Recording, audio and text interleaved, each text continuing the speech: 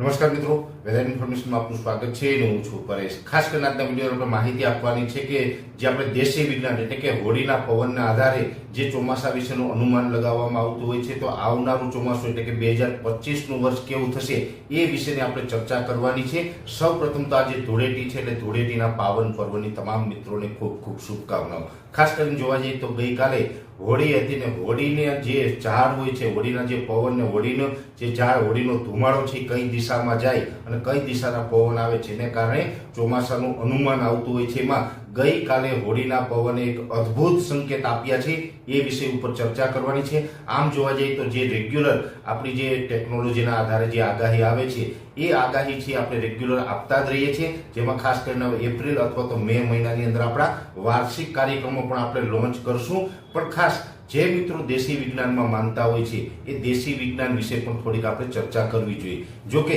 દેશી વિજ્ઞાન છે એની અંદર પણ ઘણું બધું તથ્ય છુપાયેલું છે. મેં આપને પરમ દિવસના વિડીયોની અંદર પણ માહિતી આપી હતી કે આપણા જે વડીલો અને ઋષિમુનિઓ હતા એ ખૂબ હોશિયાર અને બુદ્ધિશાળી હતા, એક પ્રકારના વૈજ્ઞાનિકો હતા. એની જે એક દેશી પદ્ધતિ વિજ્ઞાનની અંદર ગોઠવેલી છે એ આજે 21મી સદીની અંદર પણ સાચી પડે છે. એટલે જેવો જોવા જઈએ તો જે વર્ષનું અનુમાન કરવું હોય કે આવનારું વર્ષ કેવું થશે, જેમાં ખાસ કરીને અખાત્રીજના પવન હોય અથવા તો હોળીનો પવન છે, જેવી રીતે કે કસ કાતરાના આધારે આગાહી થતી હોય છે, ચૈત્રી દનૈયા છે, વનસ્પતિની જે લક્ષણો છે, પશુ પક્ષીની ચેષ્ટાઓ છે વગેરે ઉપરથી જે આપણા વડીલો છે અત્યાર સુધી આગાહી કરતા આવ્યા છે અને એમાં પણ ઘણું બધું તથ્ય રહેલું છે. જેમાં ખાસ કરીને જોવા જઈએ તો ચાલુ વર્ષે કસ કાતરાની વાત કરીએ તો ગઈકાલે હોળી હતી, હોળી સુધી જે કસ કાતરા જોવાના હોય છે એ સામાન્યથી મધ્યમ રહ્યા છે, એમાં કોઈ ખાસ પ્રકારનું પરફોર્મન્સ જોવા મળ્યું નથી. પણ જે ગઈકાલે હોળી હતી ને હોળીના પવનના આધારે જે મેં આપને વાત કરી હતી કે તમારા તમામ પરમ દિવસ મેં વિડીયોની અંદર બધા મિત્રોને અપીલ પણ કરી હતી કે તમારા વિસ્તારની અંદર હોળીના દિવસે કઈ દિશાનો પવન રહે અને હોળીનો ધુમાડો છે કઈ દિશામાં જાય એ ખાસ જણાવજો. જેમાં ઘણા બધા મિત્રોની કોમેન્ટ પણ આવી છે.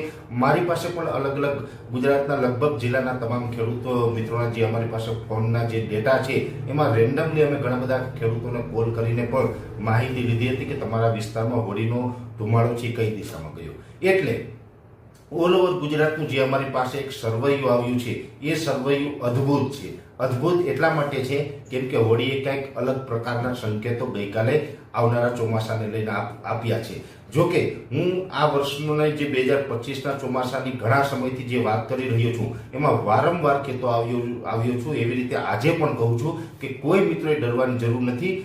વર્ષ નબળું તો નહીં જ થાય, ભલે કદાચ બહુ સબળું ન થાય પણ નબળું તો નથી થવાનું, આ વાત ચોક્કસ છે. આ મને એક અંદરથી દ્રઢ વિશ્વાસ છે. હવે ખાસ કરીને જોવા જઈએ તો છેલ્લા 3-4 વર્ષની અંદર જે ચોમાસા દરમિયાન જે વરસાદો પડ્યા એ સબળા કરતા પણ વધારે હતા. એટલે કે ઘણી વખત આપણે ગયા વર્ષે 2024ના ચોમાસાની વાત કરવા જઈએ તો અનેક વિસ્તારોની અંદર 130%, 150%, 170% અને અમુક વિસ્તારની અંદર તો 200% સુધીના પણ વરસાદ થયા હતા. એટલે અતિ વરસાદ પડે તો પણ આપણે ખેતી પાકો માટે નુકસાનકારક સાબિત થતો હોય અને જો નબળા વરસાદ પડે તો પણ ખેતીની અંદર નુકસાની જતી હોય છે. પણ ખાસ કરીને મધ્યમ વરસાદો પડે તો ખેતી માટે સારું રહેતું હોય છે. એવી રીતે હોળીના પવને જે સંકેતો આપ્યા છે એ સંકેતો મુજબ જોવા જઈએ તો જે છેલ્લા 2-3 વર્ષથી કે 4 વર્ષથી જે અતિ વરસાદો પડતા હતા એવા વરસાદો કદાચ 2025માં નહીં પડે, પણ મધ્યમ ચોમાસું સારું થશે આવું ચોક્કસ અત્યારે અનુમાન આવ્યું છે.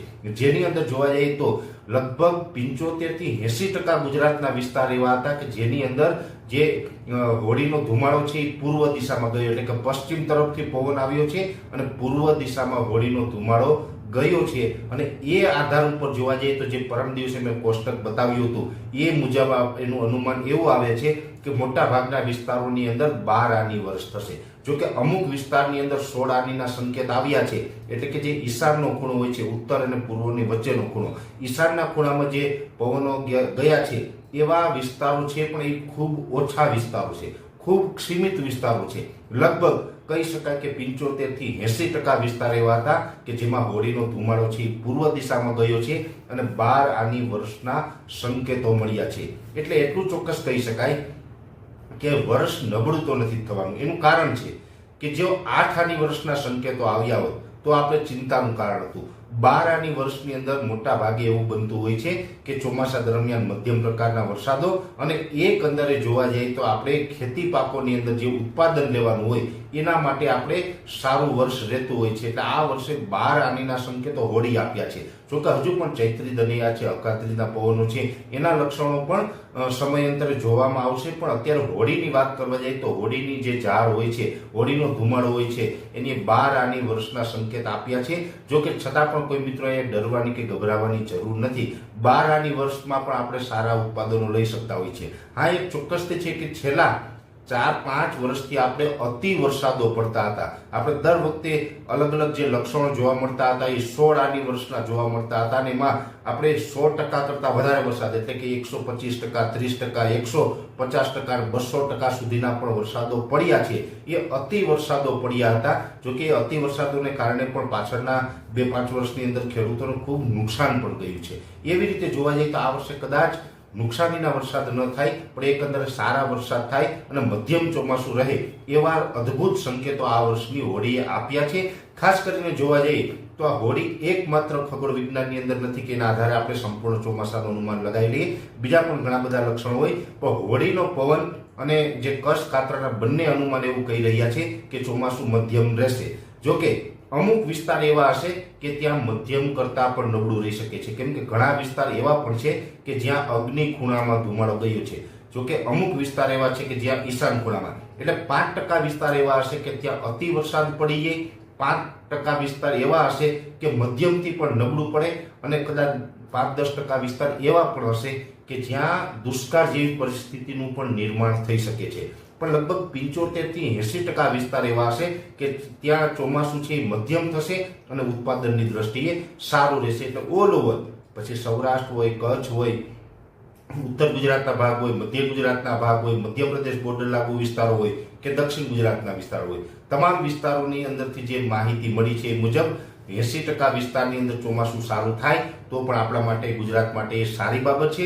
એટલે અત્યારે હોળીના જે સંકેતો મળ્યા છે એ વિશેની ખાસ મારે આપણે માહિતી આપવાની હતી કે મધ્યમ ચોમાસાના સંકેતો મળ્યા છે, 12 આની ચોમાસાના સંકેતો મળ્યા છે અને ભૂતકાળની અંદર પણ 12 આની ચોમાસું થયા છે અને 12 આની ચોમાસાની અંદર ખેડૂતોએ મબલક ઉત્પાદન પણ મેળવ્યા છે. આશા રાખીએ છીએ કે પાછળથી જે ભલે 12 આની થાય પણ પાછળથી પણ થોડાક મધ્યમ વરસાદો થઈએ તો પાણીની વ્યવસ્થા થાય, જેથી કરીને શિયાળુ ઉનાળુ પાક પણ ખેડૂતો કરી શકે એવી આપણે ભગવાન દ્વારકાધીશ પાસે આશા પણ રાખીએ છીએ. હા, એક ચોક્કસથી છે બની શકે અત્યારે જે હોળીના સંકેત હોય, કચ્છ કાતરાના સંકેત હોય, તમામ સંકેતોને એક અનુમાન એવું પણ છે કે કદાચ વાવણી કદાચ મોડી થાય પણ વર્ષ સારું થશે. હા, એક ચોક્કસથી છે કે વાવણી પહેલા કદાચ જો વાવાઝોડું આવે, ઘણી વખત આવતું હોય છે, વાવાઝોડાને કારણે કોઈ વિસ્તારોમાં વાવણી થઈએ એ વાત અલગ રહેશે. બાકી નૈઋત્યના ચોમાસાની વાવણી છે એ કદાચ થોડીક લેટ થઈ શકે. જો કે લેટ થાય પણ વર્ષ મધ્યમ અને સારું થાય તો ઉત્પાદનમાં પણ સારું રહે. એટલે ખાસ કરીને આ વિડીયોની અંદર મારે બસ આપને એ જ માહિતી આપવાની હતી કે હોળીના પવનના સંકેતમાં મધ્યમથી સારું વર્ષ થશે. જો કે આપણે છેલ્લા 4-5 વર્ષથી અતિ જરૂર કરતા વધારે વરસાદ પડી જતા હતા, એટલા વરસાદ એના કરતા વરસાદનું પ્રમાણ ઓછું રહેશે. પણ જરૂર જ્યારે આપણે પાકને હોય ત્યારે સમયાંતરે કટકે જો આ વરસાદો પડતા રહેશે તો આ 12 આની વર્ષની અંદર પણ આપણે સારું ઉત્પાદન લઈ શકીએ. એટલે એક પ્રકારે હોળીના સંકેતો છે આપણા માટે સારા જ છે, કોઈ ડરવાનું નથી. નબળા સંકેતો બિલકુલ નથી મળ્યા. હોળીએ સારા સંકેતો જ આપ્યા છે અને આ આવનારું વર્ષ છે એ આ તમામ ખેડૂત પરિવાર માટે ખૂબ સારું રહે એવી પણ હું અંતમાં દ્વારકાધીશને પ્રાર્થના કરું છું.